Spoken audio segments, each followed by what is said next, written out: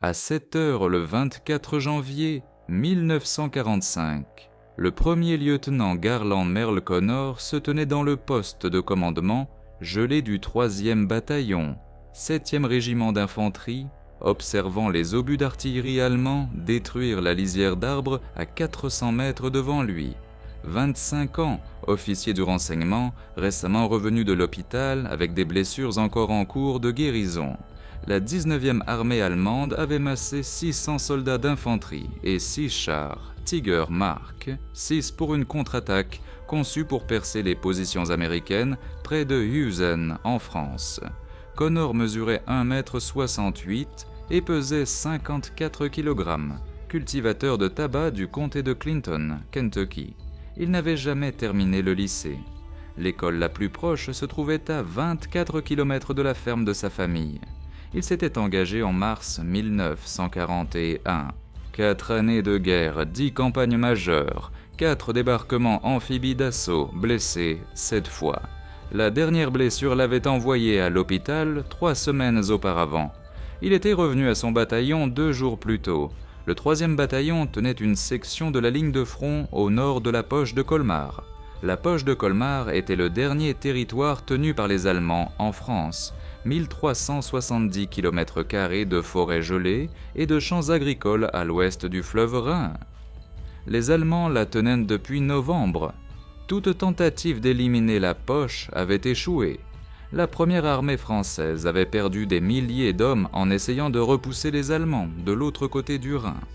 L'opération Nordwind avait commencé le jour de l'an, la dernière offensive allemande majeure à l'ouest. Hitler avait ordonné au groupe d'armée G de percer les lignes américaines en Alsace. Alors que la bataille des Ardennes faisait encore rage à 480 km au nord, l'offensive avait échoué, mais les Allemands dans la poche de Colmar restaient, et ils étaient désespérés. Le 3e bataillon était en ligne depuis 18 jours. Les températures étaient en moyenne de moins 12 degrés Celsius. Pas de clair de lune. La neige recouvrait tout. Les soldats dormaient dans des trous de combat gelés quand ils pouvaient dormir. Les patrouilles allemandes sondaient les positions américaines chaque nuit. Le bataillon avait perdu 43 hommes en 2 semaines, principalement à cause de l'artillerie et des tirs de tireurs d'élite. Connor travaillait au poste de commandement du bataillon. Un officier du renseignement recueillait des informations sur les mouvements ennemis, interrogeait les prisonniers, analysait les rapports de patrouille, marquait les positions allemandes sur les cartes. Ce n'était pas un rôle de combat. Les officiers du renseignement restaient derrière la ligne de front. Ils travaillaient avec des cartes et des rapports. Ils ne dirigeaient pas d'attaque. Mais Connor n'était pas resté derrière les lignes pendant 4 années de guerre. Il avait gagné 4 étoiles d'argent pour action de combat directe. Octobre 1943 en Italie, janvier 1944 à Anzio, septembre 1944 en France, février 1945. Chaque étoile d'argent représentait une action où Connor avait risqué sa vie pour sauver d'autres soldats. Il avait une réputation au 3e bataillon. Quand la situation devenait désespérée, Connor avançait. À 7h15, le barrage d'artillerie allemand s'intensifia. Les obus marchaient à travers les positions avancées du bataillon. Les arbres explosaient. La terre et le sol gelé jaillissaient dans les airs. Le barrage dura 12 minutes, puis il s'arrêta. Silence. Puis le bruit des moteurs de chars. Un coureur fit irruption dans le poste de commandement. Allemand en progression. 6 Tiger, infanterie derrière eux. Des centaines de fantassins se déplaçant à travers les bois vers le flanc gauche du bataillon. Le commandant du bataillon regarda la carte. Si les Tigers atteignaient les positions américaines, ils rouleraient à travers les trous de combat. Le bataillon serait submergé. Il n'y avait pas de chars américains en position pour les arrêter. Pas de chasseurs de chars. La seule arme qui pouvait arrêter 6 Tigers était l'artillerie. Mais l'artillerie avait besoin d'un observateur avancé, quelqu'un qui pouvait voir les Allemands avancer, quelqu'un qui pouvait ajuster le tir. Le poste d'observation avancé avait été détruit par le barrage. Les observateurs étaient à mort ou blessés. Personne ne pouvait voir l'avancée allemande depuis le poste de commandement. Les arbres bloquaient la vue. Si vous voulez savoir comment la décision de Connor s'est déroulée, veuillez appuyer sur le bouton « J'aime ». Cela nous aide à partager plus d'histoires sur des héros oubliés. Abonnez-vous si vous ne l'avez pas encore fait. Retour à Connor. Connor étudia la carte. L'avancée allemande arrivait à travers une section de bois à 400 mètres du poste de commandement. Pour observer l'attaque, quelqu'un devrait courir 400 mètres à travers un terrain découvert, sous le feu d'artillerie allemand, puis rester en position en avant de la ligne américaine, pendant que 6 chars Tiger et 600 fantassins allemands avançaient directement vers lui. Connor prit un téléphone et 400 mètres de fil. Il regarda le commandant du bataillon, puis il sortit du poste de commandement dans la neige. Le barrage d'artillerie allemand s'était arrêté, mais Connor savait qu'il reprendrait. Les Allemands tiraient de toujours des barrages de préparation avant les attaques de chars. Ils attendraient que leur infanterie se rapproche, puis les canons s'ouvriraient à nouveau pour clouer les défenseurs pendant que les Tigers avançaient. Connor courut. 400 mètres de terrain découvert entre le poste de commandement et la ligne de front, la neige recouvrant, la terre gelée. Le fil téléphonique se déroulait derrière lui. Il portait la bobine dans sa main gauche, le combiné téléphonique dans sa main droite. Ses bottes brisaient la croûte de neige à chaque pas. À 100 mètres, les canons allemands ouvrirent le feu. Les obus tombèrent à 40 mètres sur sa gauche, puis à 30 mètres sur sa droite. Les Allemands ajustaient. Ils avaient des observateurs surveillant le terrain découvert. Ils pouvaient voir un soldat américain solitaire courant vers leur attaque. Un obus toucha un arbre à 70 mètres devant. L'arbre explosa. Des éclats et des branches et des fragments de bois gelés pleuvaient. Connor continua de courir. Un autre obus tomba à 21 mètres derrière lui. L'onde de choc le frappa comme un poing. Il trébucha mais ne tomba pas. Le fil continuait de se dérouler. À 250 mètres, un obus détruisit un arbre directement sur son chemin. Le tronc se fendit en deux. La moitié de l'arbre s'écrasa sur la neige. Connor sauta par-dessus le tronc sans s'arrêter. Des éclats d'obus avaient déchiré les branches. Des morceaux de métal chaud sifflaient dans la neige. Un autre obus, celui-ci plus proche, à 15 mètres sur sa gauche. La terre gelée et la neige jaillirent. Des morceaux de terre pleuvaient sur lui. L'onde de choc martela ses tympans. Il ne pouvait plus entendre sa propre respiration, juste un sifflement aigu. Il atteignit la ligne de front américaine à 300 mètres. Les soldats étaient accroupis dans des trous de combat. Il le fixait.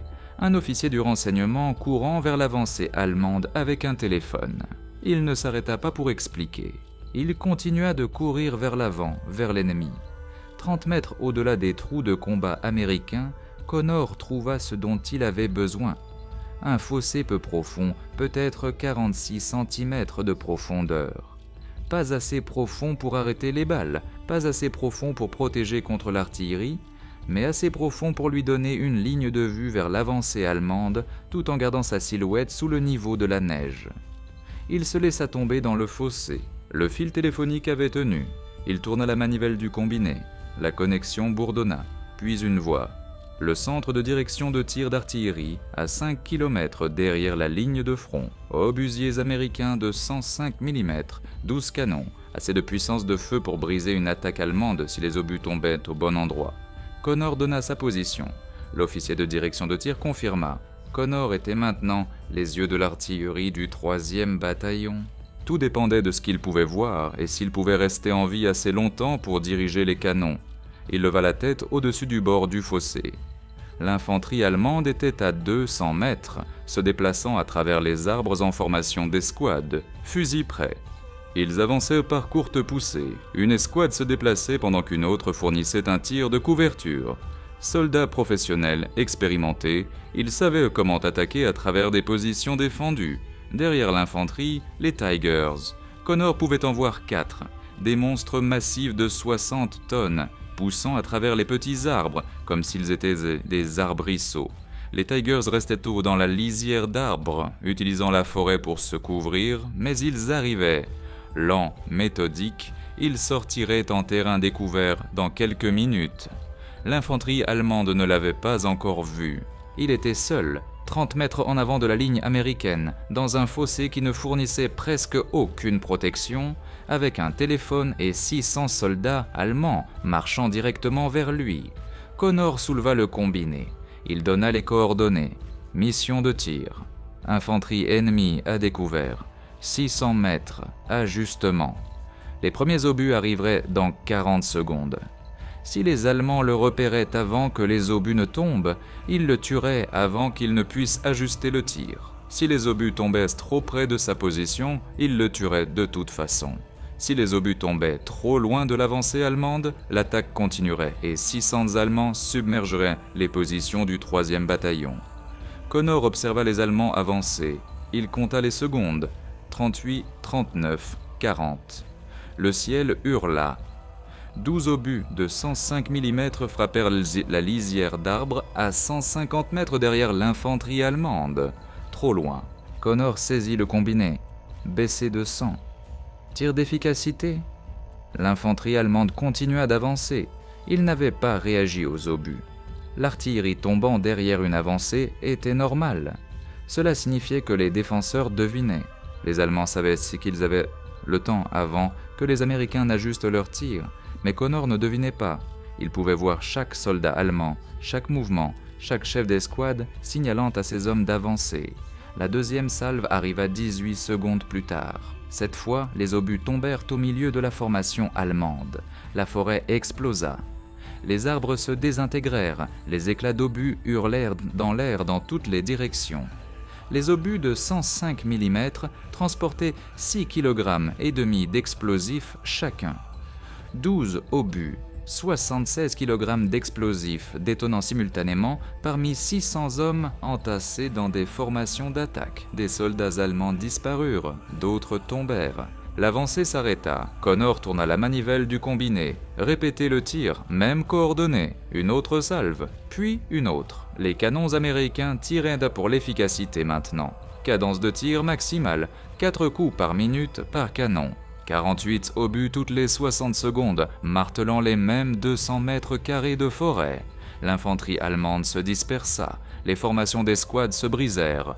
Les soldats coururent se mettre à couvert. Certains plongèrent derrière des arbres, d'autres essayèrent de ramper loin de la zone d'impact.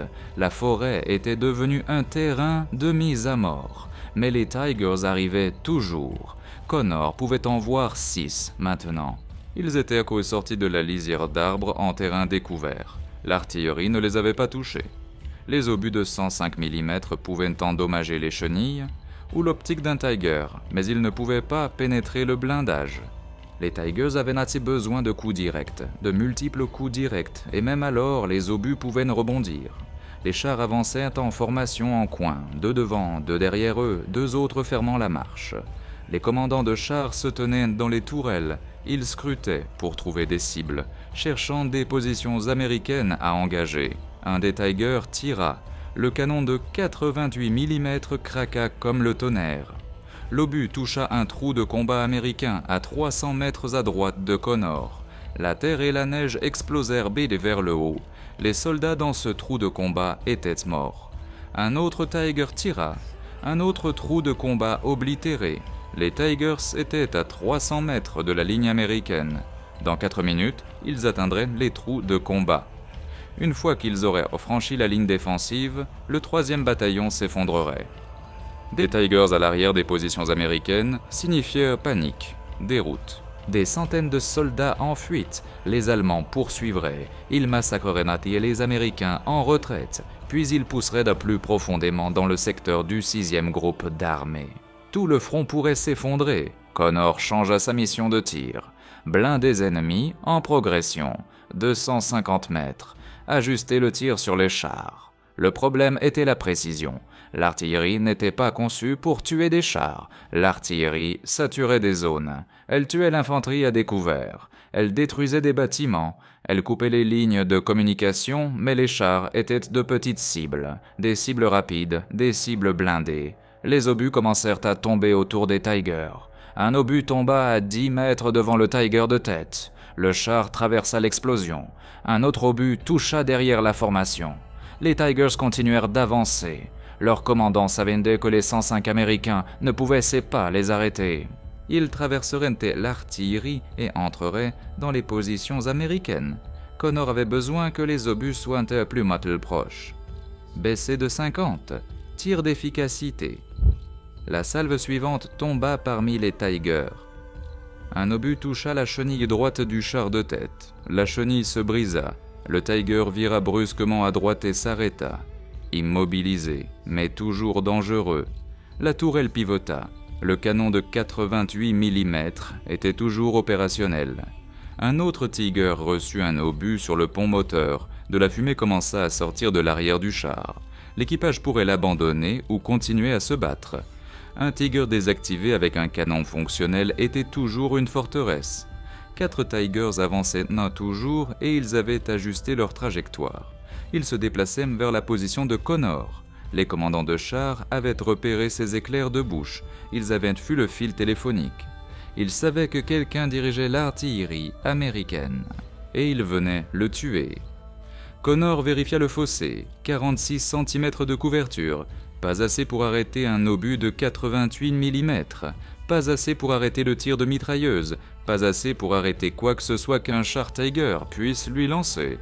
Les Allemands étaient maintenant à 150 mètres, assez près pour que Connor puisse voir les marquages d'équipage des Balkans sur les tourelles, assez près pour voir les visages des commandants de chars. Il souleva le combiné une fois de plus. « Tirez sur ma position ». L'officier de direction de tir lui répéta les coordonnées. Connor confirma. L'officier lui demanda de confirmer à nouveau. Appeler le tir d'artillerie sur sa propre position n'était pas une procédure standard. Cela signifiait que des obus amis tomberaient à quelques mètres de l'observateur. Cela signifiait que l'observateur pourrait mourir. Connor confirma une 3e fois. 40 secondes plus tard, les premiers obus tombèrent à 30 mètres devant son fossé. L'onde de choc donna l'impression d'être frappé par un camion. La pression atmosphérique changea. Ses poumons se comprimèrent. Sa vision se brouilla. La terre gelée et les éclats d'obus hurlèrent au-dessus de sa tête. Le son était au-delà du tonnerre. C'était le son de la fin du monde. Il resta dans le fossé. Il garda le combiné pressé contre son oreille. Baissé de 20. Répétez le tir. La salve suivante tomba à 20 mètres. Assez près pour qu'il puisse sentir la chaleur des explosions. Assez près pour que les éclats d'obus déchirent l'air à 2 mètres au-dessus de sa tête. S'il se levait, il serait déchiqueté. Si les obus tombaient 10 mètres plus près, le fossé ne le sauverait pas. Les Tigers avaient cessé d'avancer. Les commandants de chars s'étaient calfeutrés, avaient fermé leurs écoutilles. L'artillerie tombait trop près. Même un équipage de Tiger ne voulait pas être à l'extérieur de son blindage quand des obus américains détonnaient à bout portant. Mais l'infanterie allemande se ralliait. Connor pouvait les voir se reformer, formation de forces de compagnie. Peut-être 200 soldats qui avaient survécu au barrage initial. Ils utilisaient les Tigers comme couverture, restant derrière les chars massifs, se déplaçant quand les chars se déplaçaient, utilisant le blindage comme forteresse mobile. L'attaque continuait. Connor ajusta le tir. Il promena les obus d'avant en arrière à travers l'avancée allemande. Chaque fois qu'un groupe d'infanterie essayait d'avancer, il lâchait des obus sur eux. Chaque fois que les Tigers avançaient, il appelait le tir directement devant eux. Un Tiger reçut un coup direct sur la tourelle. L'obus ne pénétra pas, mais l'impact endommagea l'anneau de tourelle. La tourelle ne pivotait plus. Le char ne pouvait tirer que droit devant. Effectivement inutile. Un autre Tiger perdit sa 2e chenille. 2 chenilles cassées signifiaient aussi que le char ne pouvait pas bouger. L'équipage l'abandonna. 5 hommes se précipitèrent hors des écoutilles et coururent vers les lignes allemandes. Le tir de mitrailleuse américaine, depuis les trous de combat, en abattit 2. Les 3 autres disparurent dans la lisière d'arbres. 3 Tigers restèrent opérationnels et l'infanterie allemande se rapprochait. Connor pouvait voir des visages individuels maintenant, à 100 mètres. Des soldats allemands rampant dans la neige, utilisant des cratères d'obus comme couverture, se déplaçant en petits groupes. Ils essayaient de contourner sa position. S'ils parvenaient à le contourner, ils pourraient en là couper le fil téléphonique. Une fois le fil coupé, l'artillerie s'arrêterait, l'attaque réussirait. La température était de moins 12 degrés Celsius. Connor était allongé dans le fossé depuis 40 minutes. Ses mains étaient engourdies, ses pieds étaient engourdis. Chaque fois qu'un obus tombait près, de la terre gelée pleuvait sur lui. Elle entrait dans ses yeux, dans sa bouche. Le combiné était glissant de glace, mais il continuait d'appeler le tir. Un obus tomba à 15 mètres sur sa droite, puis un autre à 15 mètres sur sa gauche. Les Allemands l'avaient encadré. Leurs observateurs d'artillerie avaient localisé sa position avec précision. Ils essayaient de le tuer avec un tir de contre-batterie. Les obus allemands et les obus américains tombaient dans le même rayon de 100 mètres. Le fossé était devenu le point focal de 2 barrages d'artillerie. Les soldats dans les trous de combat du 3e bataillon pouvaient là voir ce qui se passait. Un lieutenant solitaire allongé dans un fossé en avant de la ligne américaine, appelant l'artillerie sur sa propre position. Les obus allemands essayant de le tuer, les obus américains tombant si près que des fragments frappaient le bord de son fossé, et il ne bougeait pas, il ne courait pas. Il restait en place ajustant le tir, tuant des Allemands. L'infanterie allemande poussa à nouveau vers l'avant, maintenant à 80 mètres. Assez près pour que Connor puisse entendre leurs officiers crier des ordres. Assez près pour entendre les culasses des fusils Mauser. Il baissa l'artillerie de 10 mètres supplémentaires. Les obus tombèrent entre lui et les Allemands qui avançaient, 60 mètres de sa position. Les ondes de choc le martelèrent. La terre se déversa dans le fossé. Quelque chose toucha son épaule gauche. Un éclat d'obus ou une pierre. Il ne pouvait pas dire. Son épaule devint engourdie. Il changea le combiné dans sa main droite. L'avancée allemande s'arrêta à nouveau, mais il ne battait pas en retraite. Il trouvait une couverture à Tandem. Il savait que l'observateur d'artillerie américain devait être proche.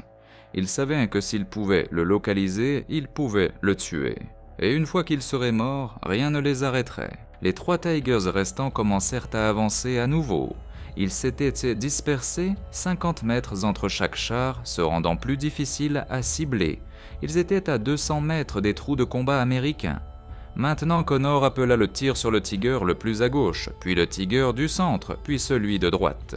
Il divisait l'artillerie entre les 3 cibles, essayant d'endommager les chenilles, essayant d'endommager l'optique, essayant de les ralentir. Un obus toucha la plaque glacis avant du Tiger central. Le blindage tint, mais l'impact fit basculer le char de 60 tonnes vers l'arrière. Le conducteur perdit momentanément le contrôle. Le Tiger vira à gauche, sa chenille se prit sur une souche gelée. La chenille se bloqua. 2 Tigers avançaient de toujours, et l'infanterie allemande était à moins de 50 mètres. L'officier allemand menant l'avancée de l'infanterie était à 30 mètres du fossé de Connor. Il pouvait voir le visage de l'officier. Jeune, peut-être 22 ans, probablement un lieutenant. L'officier signalait à ses hommes d'avancer avec des gestes de la main. Pas de cris maintenant. Ils étaient trop proches. Le son révélerait leurs positions exactes. 20 soldats allemands suivaient l'officier, rampant dans la neige, fusil prêt. Ils se déplaçaient en ligne de tirailleurs, essayant de submerger la position de Connor sous plusieurs angles, simultanément. Connor tourna la manivelle du combiné. Il donna de nouvelles coordonnées, baissé de 5, tir d'efficacité. Les obus tombèrent à 25 mètres devant lui. L'officier allemand disparut dans l'explosion. 4 de ses soldats aussi. Les autres se couchèrent à plat, se pressèrent dans la neige, attendirent que le barrage passe.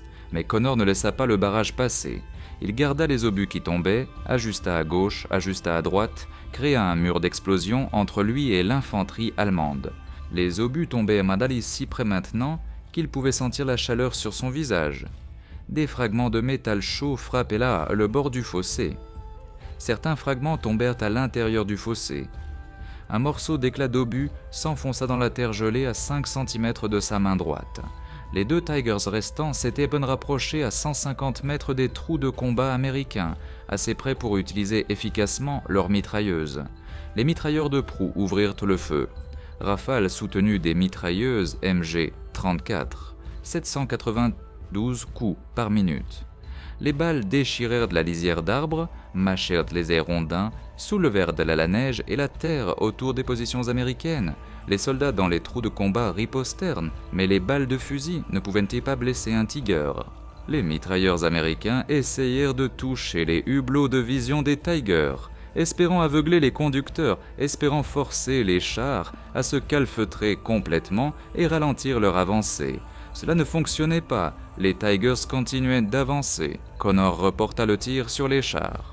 Il demanda des obus fumigènes mélangés à des explosifs. La fumée obscurcirait la vision des Tigers, rendrait plus difficile pour les commandants de chars de repérer les cibles. Les explosifs continueraient d'endommager les chenilles et l'optique. La batterie d'artillerie s'exécuta.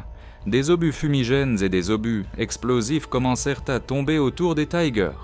Une fumée de phosphore blanc s'éleva, épaisse, suffocante. Les Tigers disparurent dans le nuage de fumée, mais ils continuaient d'avancer. Connor pouvait entendre les moteurs, entendre les chenilles broyer la terre gelée. La fumée ne les avait pas arrêtés. Elle les avait seulement rendus invisibles. Un Tiger émergea du nuage de fumée. À 70 mètres des tranchées, le canon de 88 mm tira.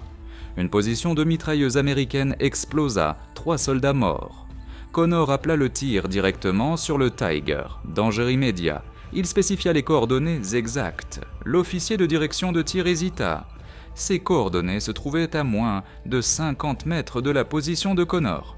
Le rayon d'éclat d'un obus de 105 mm était de 50 mètres. Connor serait à l'intérieur de la zone mortelle. Connor répéta les coordonnées. Les obus tombèrent. Un obus toucha à 10 mètres derrière le Tiger. Un autre toucha à 15 mètres sur la gauche. Un troisième obus tomba directement devant le char. L'explosion déchira la coque avant du Tiger. Le périscope du conducteur vola en éclats. Le char vira brusquement à droite. Le conducteur était aveugle. Le Tiger s'écrasa dans un cratère et s'arrêta. L'équipage tenta de reculer. Les chenilles tournèrent dans le vide. Le char était coincé. Un Tiger restait et l'infanterie allemande s'était regroupée.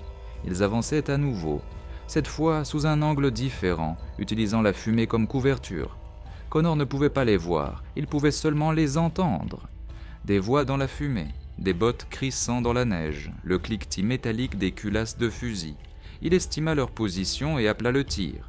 Les obus tombèrent dans la fumée. Il ne pouvait pas voir les résultats, il ajusta en fonction du son. Quand il entendit des voix sur sa gauche, il déplaça le tir vers la gauche. Quand il entendit du mouvement sur sa droite, il déplaça le tir vers la droite. La batterie d'artillerie manquait de munitions. L'officier de direction de tir signala qu'il leur restait peut-être 15 minutes de tir soutenu. Après cela, ils devraient faire une pause pour recharger. 15 minutes sans soutien d'artillerie. Les Allemands utiliseraient cette fenêtre pour submerger les positions américaines. Connor était dans le fossé depuis 1h20. Son assistant l'avait rejoint 40 minutes plus tôt, un soldat de première classe de la section de renseignement du bataillon. Le soldat avait rampé depuis les tranchées américaines avec du fil téléphonique supplémentaire et un combiné de secours. Le soldat était allongé à 1,50 m sur la droite de Connor, surveillant l'infanterie allemande, appelant les positions. Le soldat repéra un mouvement à 15 mètres, des soldats allemands arrivant à travers la fumée. Connor appela les coordonnées. Les obus tombèrent à 12 mètres. L'onde de choc souleva les 2 hommes du fond du fossé. De la terre, de la glace et des éclats d'obus remplirent l'air. Quelque chose toucha le soldat hurla. Un éclat d'obus avait déchiré sa jambe gauche. Le sang se déversa dans la neige. Connor attrapa le soldat et le tira plus profondément dans le fossé. Le soldat était encore conscient, encore vivant, mais il avait besoin d'un médecin, besoin d'évacuation. Le soldat refusa de partir. Il resta dans le fossé, continua à surveiller les Allemands. Sa jambe saignait, mais il pouvait encore voir, encore appeler les positions. Le dernier Tiger était maintenant à 60 mètres de la ligne américaine et des soldats allemands étaient à moins de 10 mètres de la position de Connor. Connor fit tomber l'artillerie à 5 mètres devant son fossé. Les obus tombèrent plus près que n'importe quelle mission de tir précédente. L'explosion le souleva complètement du sol. Son corps s'écrasa contre la terre gelée. Ses oreilles devinrent sourdes. Silence complet. Puis les acouphènes commencèrent, aigus, constants, noyant tous les autres sons. Mais les soldats allemands qui étaient à 10 mètres avaient disparu. Il tourna la manivelle du combiné. Ses mains tremblaient. De froid ou de choc ou d'épuisement, il ne pouvait plus le dire. La voix de l'officier de direction de tir arriva par le combiné, faible, lointaine, comme si l'officier parlait depuis un autre monde. Connor ajusta le tir sur le dernier Tiger. Le char était maintenant à 40 mètres des tranchées américaines. assez près pour que ses mitrailleuses puissent être supprimées chaque position défensive, assez près pour que son canon principal puisse détruire les tranchées une par une à bout portant. La tourelle du Tiger pivotait, cherchant des cibles. Le commandant du char avait à nouveau ouvert son écoutille. Il se tenait dans la tourelle, scrutant la ligne américaine, choisissant quelle position détruire en premier. Connor donna les coordonnées, demanda des explosifs, concentration maximale. Tous les canons que la batterie pouvait diriger sur une seule cible. 12 obus arrivèrent simultanément. Le Tiger disparut dans une tempête d'explosions. Quand la fumée se dissipa, le char était toujours là, toujours intact. Le blindage avait tenu, mais le char ne bougeait pas. Les blocs de vision du conducteur avaient disparu, brisés par les éclats. Le commandant du char s'était laissé tomber dans la tourelle et avait claqué l'écoutille. Le Tiger était aveugle et immobile. L'équipage abandonna le véhicule. 5 hommes se précipitèrent dehors. Ils coururent vers la lisière des arbres. Des fusils américains tirèrent depuis les tranchées. 3 tankistes allemands tombèrent. 2 parvinrent à se mettre à couvert. Les 6 Tigers étaient détruits ou abandonnés. L'assaut blindé allemand avait échoué, mais l'infanterie se battait toujours. Des compagnies de soldats allemands étaient dispersées sur 300 mètres de forêt et de champs. Ils avaient déjà subi des pertes massives, au moins 150 morts, peut-être 200. Mais 400 soldats restaient, et c'étaient des vétérans. Ils savaient comment se battre sans soutien de chars. Ils savaient comment utiliser le terrain, comment trouver un abri, comment avancer sous le feu d'artillerie. Connor déplaça le barrage vers les positions d'infanterie. Il fit marcher les obus à travers la lisière des arbres où les Allemands s'étaient mis à couvert, puis à travers les cratères d'obus où de petits groupes à se cacher, puis à travers les approches où des renforts pourraient avancer. L'officier de direction de tir signala 10 minutes de munitions restantes. Le commandant du bataillon intervint sur le réseau radio. Il ordonna à Connor de se retirer, de se replier vers la ligne américaine. L'artillerie fournirait un tir de couverture. Connor pourrait retourner aux tranchées. Connor resta dans le fossé. Depuis sa position, il pouvait voir toute la formation allemande, pouvait voir chaque tentative de ralliement, chaque mouvement, chaque tentative de se reformer pour un autre assaut. S'ils se retiraient, les Américains perdraient leur observateur avancé. L'artillerie tirerait à l'aveugle, les Allemands exploiteraient l'Atzpat et la brèche. Ils se masseraient pour une dernière poussée, et sans tir d'artillerie précis, cette poussée pourrait réussir. Le soldat blessé était toujours à côté de lui, toujours conscient. La jambe du soldat avait cessé de saigner. Le froid avait gelé la blessure. Le soldat gardait son fusil, prêt, surveillant les approches. Si des soldats allemands chargèrent le fossé, le soldat se battrait. 2 heures s'étaient écoulées depuis que Connor avait quitté le poste de commandement. L'artillerie allemande recommença à tomber. Les observateurs allemands avaient finalement localisé la position exacte de Connor. Des obus tombèrent à 20 mètres derrière le fossé, puis à 15 mètres, puis à 10 mètres. Les Allemands faisaient marcher leurs tirs vers lui méthodiquement, professionnellement. Dans 1 minute, les obus tomberaient directement sur le fossé. Connor appela un tir de contre-batterie. Il donna les coordonnées des positions d'artillerie allemande. Les canons américains changèrent de cible, commencèrent à tirer sur les obusiers allemands à 5 km derrière la ligne de front allemande. Le tir d'artillerie allemand diminua, puis s'arrêta. Le tir de contre-batterie fonctionnait. Les servants allemands se mettaient à couvert ou mouraient. Connor déplaça le tir vers l'infanterie allemande. Le soleil s'était levé plus haut. Plein jour maintenant. Les Allemands pouvaient voir combien d'entre eux étaient morts. Pouvaient voir les Tigers détruits. Pouvaient voir la forêt criblée de cratères. Pouvaient voir un lieutenant américain allongé dans un fossé peu profond avec un téléphone. Un homme appelant le tonnerre. Une escouade allemande tenta une dernière fois. 8 soldats. Ils arrivèrent de la gauche en courant, essayant de réduire la distance avant que Connor ne puisse ajuster le tir. Ils étaient à 70 mètres quand ils sortirent de leur couverture. Ils parcoururent 40 mètres avant que les obus n'arrivent. L'escouade disparut. Les explosions projetèrent des corps dans les airs.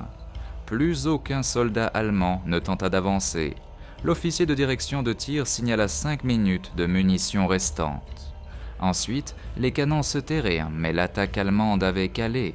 Les soldats allemands survivants se repliaient, s'éloignant de la zone de mort. traînant des camarades blessés avec eux, laissant leurs morts derrière eux. Connor continua à faire tomber les obus, poursuivit les Allemands en retraite. S'assura qu'ils continuaient de courir, s'assura qu'ils ne se reformaient pas, s'assura qu'ils comprenaient qu'essayer d'attaquer à nouveau les positions du 3e bataillon signifierait la mort. 3 heures après que Connor eut décroché le téléphone et quitté le poste de commandement, la contre-attaque allemande était terminée. Connor resta dans le fossé encore 25 minutes, observant, s'assurant que les Allemands ne se regroupaient pas, s'assurant qu'aucune attaque de suivi n'arrivait. Le combiné téléphonique était silencieux. La batterie d'artillerie avait cessé le feu. Les canons devaient recharger, devaient refroidir, devaient se préparer pour la prochaine urgence. Le champ de bataille était silencieux. Pas de bruit de moteur, pas de tir de fusil, pas d'explosion, juste le vent se déplaçant à travers les arbres brisés et le son d'hommes blessés appelant à l'aide. Des voix allemandes, faibles, lointaines, venant de la lisière des arbres à 300 mètres. Connor se leva finalement. Ses jambes le portaient à peine. 2 heures allongées dans la terre gelée. Ses muscles s'étaient bloqués, ses articulations refusaient de plier. Il fit un pas, puis un autre. Le soldat blessé tenta de se lever, ne put pas. Connor l'aida à se lever, soutint son poids. Ils commencèrent à marcher vers la ligne américaine. Des soldats émergèrent des tranchées. Ils fixèrent des ânes. Connor, le fossé où il avait été allongé, le sol criblé de cratères entre le fossé et les positions allemandes. La terre ressemblait à la surface de la Lune. Des cratères d'obus se chevauchant, du matériel détruit, des morceaux de Tigers éparpillés sur 200 mètres, des corps. Le commandant du bataillon rencontra Connor à la ligne de tranchée. Le commandant regarda le champ de bataille, regarda Connor, ne parla pas, hocha simplement la tête. Des médecins emmenèrent le soldat blessé au poste de secours. Le soldat survivrait. La blessure à la jambe était nette. Pas d'os cassé. Il serait de retour avec le bataillon dans 6 semaines. Connor se rendit au poste de commandement. Son épaule était toujours engourdie. Quelque chose l'avait touché. Il ne pouvait pas se rappeler quand. Pendant la 3e heure. Peut-être la 4e. Un médecin examina l'épaule. Un éclat d'obus. Petit morceau enfoncé juste sous la peau. Le médecin le retira, banda la blessure, dit à Connor qu'il avait de la chance. La section de renseignement avança après la retraite allemande. Ils comptèrent les corps, comptèrent le matériel détruit, prirent des notes pour le rapport d'action. 53 soldats allemands confirmés morts, 78 autres blessés laissés derrière quand les Allemands se retirèrent. Les pertes allemandes réelles étaient plus élevées. Les Allemands avaient ramené beaucoup de leurs morts et blessés vers leur propre ligne pendant la retraite. Les estimations plaçaient les pertes allemandes totales à plus de 150 tués et blessés. Les 6 chars Tigre détruits ou abandonnés, 4 immobilisés par des dommages d'artillerie, 2 abandonnés après des pannes catastrophiques de chenilles. Les équipes de récupération américaines récupéreraient les Tigers plus tard, les démonteraient pour le renseignement, examineraient le blindage, étudieraient les systèmes de contrôle de tir. Le 3e bataillon avait perdu 11 soldats à tuer, 23 blessés. La plupart des pertes s'étaient produites avant que Connor n'atteigne le fossé. Pendant le barrage d'artillerie allemand initial, les Tigers avaient tué 3 autres Américains avant leur destruction. Après que Connor eut commencé à diriger l'artillerie, les pertes américaines avaient cessé. Le bataillon resta sur la ligne pendant encore 8 jours. Les Allemands n'attaquèrent plus. Ils avaient perdu trop d'hommes, trop de chars. L'offensive de la poche de Colmar était terminée. La 19e armée passerait les 2 semaines suivantes à essayer de tenir leur position pendant que la première armée française se préparait pour la poussée finale. Le 10 février 1945, le lieutenant-général Alexander Patch présenta à Connor la Distinguished Service Cross. Patch était le commandant de la 7e armée. Il était venu au 3e bataillon spécifiquement pour présenter la décoration. La citation disait « Héroïsme extraordinaire pendant la contre-attaque allemande du 24 janvier ». Elle détaillait l'avancée de Connor sous le feu, ses 3 heures à diriger l'artillerie depuis une position exposée, sa décision d'appeler le tir sur sa propre position quand les Allemands se rapprochèrent à quelques mètres. Le commandant du bataillon avait recommandé Connor pour la Medal of Honor. Les documents étaient remontés par la division, par le corps d'armée, par l'armée, mais le délai de décoration était trop lent. Connor était renvoyé chez lui. Il avait été au combat pendant 28 mois consécutifs. Il avait été blessé 7 fois. L'armée le renvoyait aux États-Unis. Le 15 mars, Connor quitta la France. Il embarqua du Havre sur un navire de transport. Arriva à New York 3 semaines plus tard. Il fut honorablement démobilisé le 22 juin 1945. La guerre en Europe se termina le 8 mai. Connor était déjà chez lui, essayant déjà d'oublier. Albany, Kentucky organisa un défilé pour lui en mai. La ville honora son soldat de retour. Alvin York parla lors de la cérémonie. York était le récipiendaire de la Medal of Honor le plus célèbre de la Première Guerre mondiale. Il venait de Pall Mall, Tennessee, à 85 km d'Albany. York comprenait ce que Connor avait fait, comprenait le poids de cela. Connor rencontra une femme au défilé, Pauline Wells. Elle avait 20 ans. Elle avait entendu les histoires sur le service de Connor, avait entendu les citations de médailles lues à haute voix pendant la cérémonie. Elle ne pouvait pas croire les histoires, ne pouvait pas croire que le fermier silencieux d'1,68 m, debout devant elle, avait fait ce que les officiers décrivaient. Connor ne parlait pas de la guerre. Quand les gens demandaient, il disait qu'il avait laissé ses souvenirs de l'autre côté de l'océan Atlantique. Il ne les ramènerait pas chez lui. Il épousa Pauline le 9 juillet 1945. Ils vécurent sur Indian Creek, à plusieurs kilomètres au nord d'Albany. Une ferme sans électricité, sans eau courante. Ils travaillaient la terre avec des mules et des chevaux, du tabac, du maïs, les mêmes cultures que la famille de Connor cultivait depuis des générations. En 1950, le gouvernement acheta leur propriété. Le lac Cumberland était en cours de création. Le réservoir inonderait leur ferme. Ils déménagèrent dans la communauté de Roland, dans le sud-est du comté de Clinton. Recommencèrent. Nouvelle terre, nouvelle culture, même vie. Connor devint président du bureau agricole du comté de Clinton, occupa le poste pendant 17 ans. Il aida d'autres fermiers, les conseilla sur la rotation des cultures, sur la conservation des sols, sur la gestion de la bureaucratie agricole. Il était actif dans les organisations d'anciens combattants, les anciens combattants paralysés d'Amérique, les anciens combattants américains handicapés. Il voyageait dans les comtés voisins pour aider les anciens combattants à déposer des demandes de prestations. Il ne parla jamais du 24 janvier 1945. Pauline lui demanda une fois au début de leur mariage ce qui s'était passé en France. Qu'avait-il fait pour mériter toutes ces médailles ? Connor la regarda, dit qu'il avait fait ce qui devait être fait. C'était tout.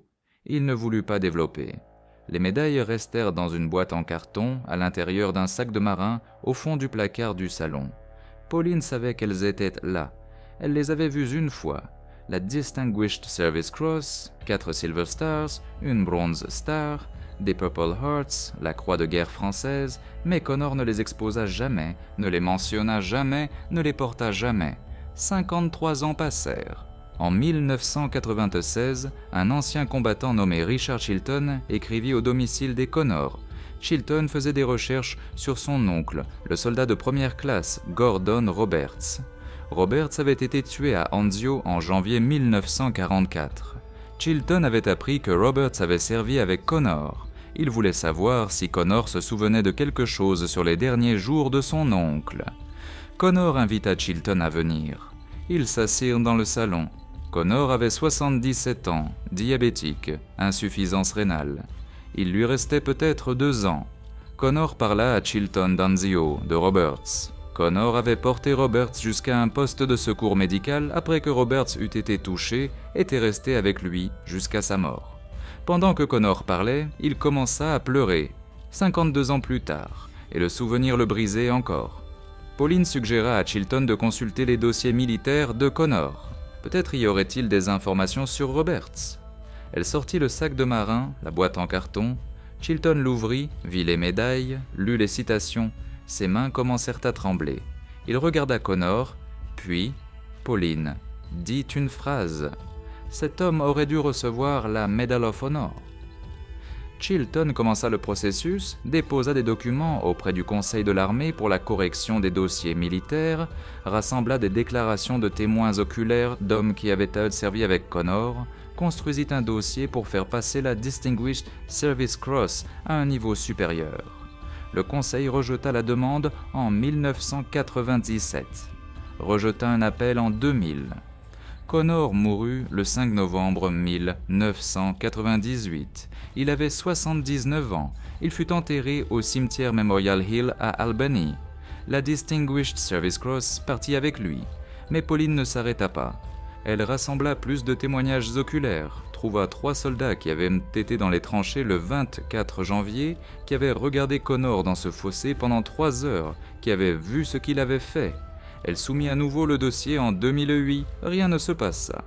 Des historiens soutinrent la promotion, des auteurs, des législateurs. Stephen Ambrose écrivit sur Connor en 2000, qualifia ses actions de bien au-delà de l'appel du devoir. Le Sénat du Rhode Island adopta une résolution en 2005 appelant à la Medal of Honor. 7 généraux, à la retraite, approuvèrent la demande. Toujours rien. En 2014, Pauline poursuivit l'armée devant un tribunal fédéral. Un juge statua qu'elle avait attendu trop longtemps. Elle fit appel devant la cour d'appel du 6e circuit. L'affaire alla en médiation.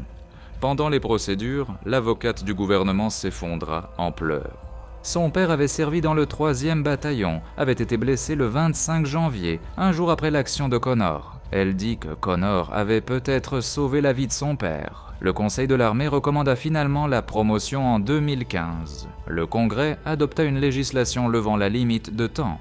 Le 29 mars 2018, la Maison-Blanche annonça la décoration. Le 26 juin, le président Trump présenta la Medal of Honor à Pauline dans la salle Est. Elle avait 89 ans. Cela faisait 22 ans que Chilton avait ouvert cette boîte en carton, 20 ans depuis la mort de Connor. La citation fut lue à haute voix. Le lieutenant de première classe Garland Merle Connor s'est distingué par des actes de bravoure et d'intrépidité. S'est porté volontaire pour courir 400 mètres sous le feu ennemi, a dirigé l'artillerie pendant 3 heures depuis une position exposée, a appelé le tir sur sa propre position, a tué 50 Allemands, a arrêté 6 Chartigers, a sauvé son bataillon. Pauline tint la médaille que son mari n'avait jamais recherchée, n'avait jamais mentionnée, avait laissée dans une boîte pendant 50 ans parce qu'il pensait qu'en parler serait de la vantardise. Le 2e soldat le plus décoré de la Seconde Guerre mondiale après Audie Murphy, et presque personne ne connaissait son nom. Si cette histoire vous a ému comme elle nous a émus, faites-moi une faveur. Appuyez sur ce bouton « J'aime ». Chaque j'aime indique à YouTube de montrer cette histoire à plus de personnes. Appuyez sur s'abonner et activez les notifications. Nous sauvons des histoires oubliées des archives poussiéreuses chaque jour. Des histoires sur des soldats qui sauvent des bataillons avec du fil téléphonique et du courage. Des vraies personnes, un vrai héroïsme. Déposez un commentaire maintenant et dites-nous d'où vous regardez. Regardez-vous depuis les États-Unis, le Royaume-Uni, le Canada, l'Australie? Notre communauté s'étend à travers le monde entier. Vous n'êtes pas juste un spectateur. Vous faites partie de ceux qui gardent ces mémoires vivantes. Dites-nous votre emplacement. Dites-nous si quelqu'un dans votre famille a servi. Faites-nous simplement savoir que vous êtes là.